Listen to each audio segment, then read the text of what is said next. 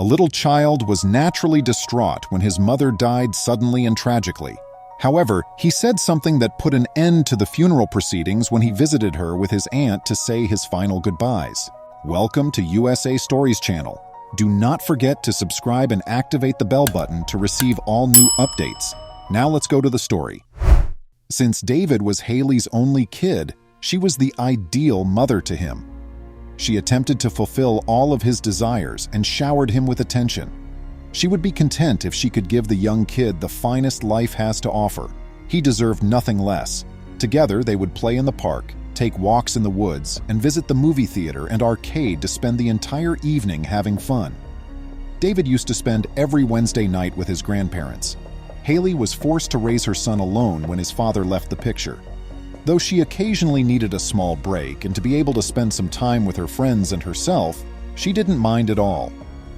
Haley went to the gym most of the time with her sister Rose. Haley and Rose were separated by 4 years, with Haley being the oldest of the two. She made Aunt Rose David's godmother since she knew how much her kid adored her.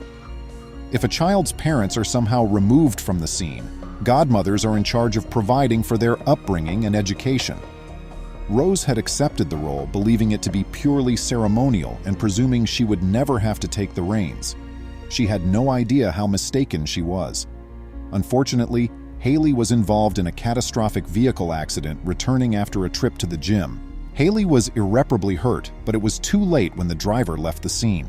The entire experience was distressing for the entire family, particularly Rose, who was present when she died away. The bereaved family was unable to cope, and Rose eventually had to take on the role of godmother for her nephew, making good on her vow to care for him. She had initially thought that they would move in with his grandparents, who, although pleased to have him visit them once a week, were too elderly to take care of the impoverished little child full-time. He would so move in with Rose and thus become her son. She wasn't sure she wanted to be a parent at all and had never thought of being a mother at her age, but here she was, forced to act as her poor nephew's sort of surrogate mother. Rose got the call a few days after Haley passed away suddenly. She couldn't quite place the familiar voice of the man. It dawned on me at once. It was David's father, Vincent. He was phoning to request custody of David after learning of the death of his former partner. Rose informed David that she would be his godmother and would be watching over and taking care of him going forward since she could not allow it to happen. Vincent objected vehemently, and the two ended up exchanging heated phone calls for many hours. Rose was told to guard her back by Vincent as the whole ordeal came to a conclusion. A few hours thereafter, her door was knocked on. When she replied, her jaw dropped to reveal that it was Vincent in the flesh. He appeared somewhat more mature and gray-haired than she recalled, but it was definitely him. He stormed into her home, wanting to see David. But for the next 3 days, the youngster stayed with his grandparents as Rose prepared for David's burial and prepared a place for him in her home. Given that Vincent had not supported David for the most of his life, she questioned why he had suddenly developed such strong feelings for him. Rose abruptly ejected him from the house and threatened to call the police if he didn't leave, to which he had no response. With a promise that he wouldn't give up on seeing his son, Vincent turned and left. Rose went back to her planning. She went through Haley's belongings, seeking for anything that might help her figure out how to raise David. Notebooks, handwritten notes, or even a journal. She eventually located something, a notepad, which she opened and started reading while crying. Rose was really missing her sister.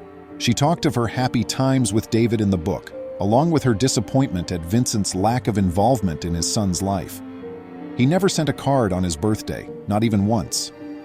Rose was intrigued by this and began to wonder why Vincent had changed his mind. She called the police and gave them the full thing, just to be safe. After investigating Vincent, an officer learned some really concerning information. It came out that Haley was killed by the identical type of automobile that he was driving. Maybe this was just a coincidence, but it didn't feel that way at all. Rose made sure that the police would step in if Vincent attempted to attend the burial and disrupt the events, even though there was insufficient evidence to haul him in and make an arrest. They concurred. Rose notified her entire family and advised them to contact the police if they saw Vincent in any way. When the funeral morning finally arrived, Rose was feeling quite ill.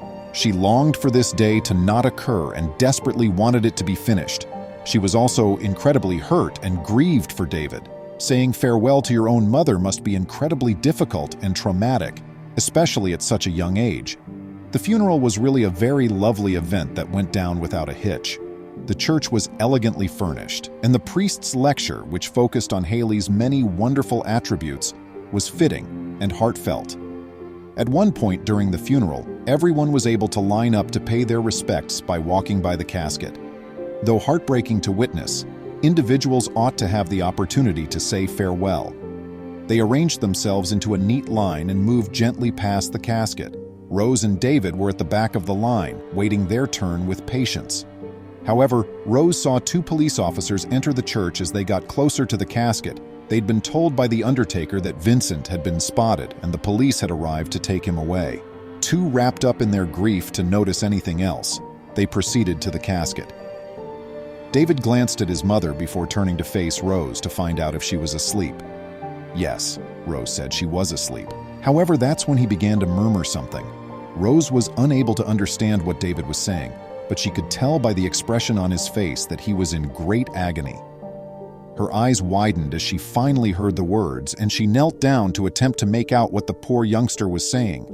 David seems to have observed that his mother was not donning the jewelry she usually wore. It had the letter D for David on it, and was tiny and gold in color.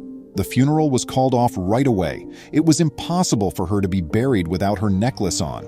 Her family would not have disregarded her desires. It was surprising that David even noticed such a little feature. Fortunately, Haley was able to find and attach the necklace around her neck in just 10 to 15 minutes.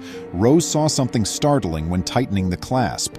A series of letters and numbers was carved on the reverse of the necklace. It was the password to Haley's bank account, the one that would allow anybody to access her entire savings. After quietly copying the password, she bid her sister farewell for the last time.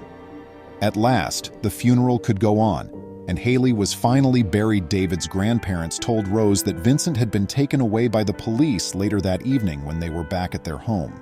He had previously acknowledged that he knew David would lead him to his mother's money, which was why he intended to disrupt the burial and abduct David.